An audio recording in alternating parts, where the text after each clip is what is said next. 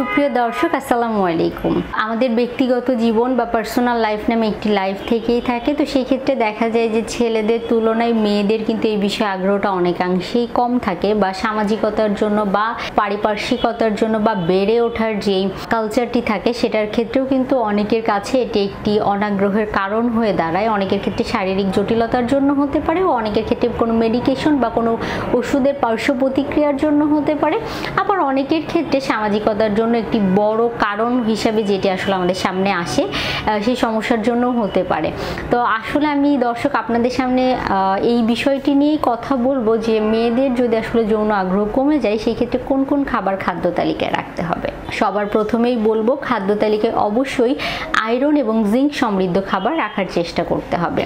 Iron এবং zinc জাতীয় খাবার আমরা কোথা থেকে পেয়ে যাই? আয়রন এবং জিঙ্ক জাতীয় খাবারগুলো আমরা পেয়ে যাই হচ্ছে দেখা যায় যে প্রোটিন জাতীয় খাবার যেগুলো আছে, যেমন মাছ, মাংস, ডিম, দুধ, ডাল, বাদাম, এগুলো থেকে।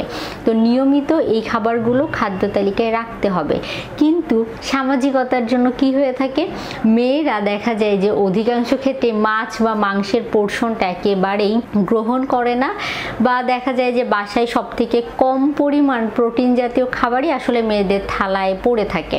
তো আসলেই এই বিষয়টিও কিন্তু অন্যতম একটি কারণ হিসাবে দাঁড়ায়। যদি শরীরে জিঙ্ক এবং আয়রনের পরিমাণ কম থাকে সেই ক্ষেত্রে কিন্তু যৌন আগ্রহ অনেকাংশেই কমে যেতে পারে। সেই জন্য অবশ্যই নিয়মিত একটি করে ডিম, 1 গ্লাস করে দুধ, পর্যাপ্ত পরিমাণে মাছ, মাংস, কিছুটা বাদাম খাদ্য তালিকায় রাখতে হবে। এর পরবর্তীতে বলবো ওমেগা 3 ফ্যাটি অ্যাসিড সমৃদ্ধ খাবারের কথা। ওমেগা 3 ফ্যাটি অ্যাসিড সমৃদ্ধ খাবারগুলো আমরা কোথা থেকে পাই?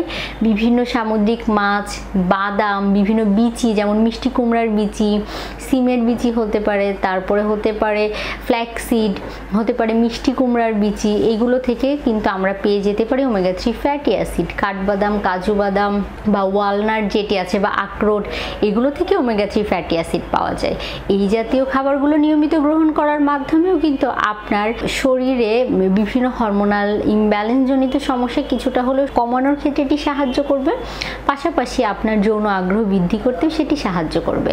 খাদ্য তালিকায় কি রাখতে হবে? এর পরবর্তীতে রাখতে হবে সেলেনিয়াম সমৃদ্ধ খাবারের, কেননা সেলেনিয়াম সমৃদ্ধ খাবারগুলোও কিন্তু দেখা যায় যে যৌন আগ্রহ বৃদ্ধি করতে সাহায্য করে থাকে।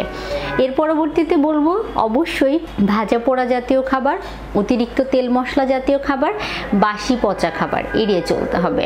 কেননা দেখা যায় যে অনেক মেয়েরাই খাবার কিছুটা অবশিষ্ট আছে, তারা এটি স্টোর করে রাখেন, পরবর্তীতে এটি 2 বার গরম করে গ্রহণ করেন।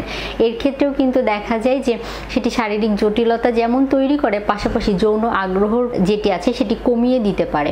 আবার ডুবো তেলে ভাজা খাবার যেগুলো আছে সেগুলো যদি পোড়া তেলে বা ডিপ ফ্রাই তেল বা একই তেল বারবার ব্যবহার করা হয়ে থাকে, এই জাতীয় তেল থেকে যদি তৈরি করা খাবারগুলো গ্রহণ করে সেই ক্ষেত্রেও কিন্তু তাদের শরীরে হরমোনাল ইমব্যালেন্স তৈরি হতে পারে, বা অনেক ক্ষেত্রে দেখা যায় সেটি আপনার যৌন আগ্রহকে কমিয়ে দিতে পারে, কেননা সেখানে ট্রান্সফ্যাট তৈরি হয়। ট্রান্সফ্যাটগুলো কিন্তু যৌন আগ্রহ কমে দেওয়ার ক্ষেত্রে সব থেকে বিশাল ভূমিকা পালন করে থাকে। পাশাপাশি যদি আরও খাবারের কথা বলতে হয় তাহলে প্রসেসড ফুড যেগুলো আছে বা প্রক্রিয়াজাতকৃত যে খাবারগুলো, এই খাবারগুলো এড়িয়ে চলতে হবে। প্রক্রিয়াজাতকৃত খাবারের মধ্যে হতে পারে বিভিন্ন ধরনের তৈরি করা পাউরুটি হতে পারে, বা অনেক ক্ষেত্রে চানাচুর হতে পারে, বা আমরা ফ্রিজে ফ্রোজেন করে রেখে দিই বিভিন্ন নাগেটস জাতীয় বা বিভিন্ন ধরনের খাবার যেগুলো আমরা অ্যাভেলেবেল বা এখন রেডি টু কুক বা ফ্রোজেন করা খাবার আমরা ভেজে ফেললাম, এই জাতীয় খাবারগুলো অনেকে গ্রহণ করতে পছন্দ করেন। এই জাতীয় প্রসেসড ফুডগুলোও কিন্তু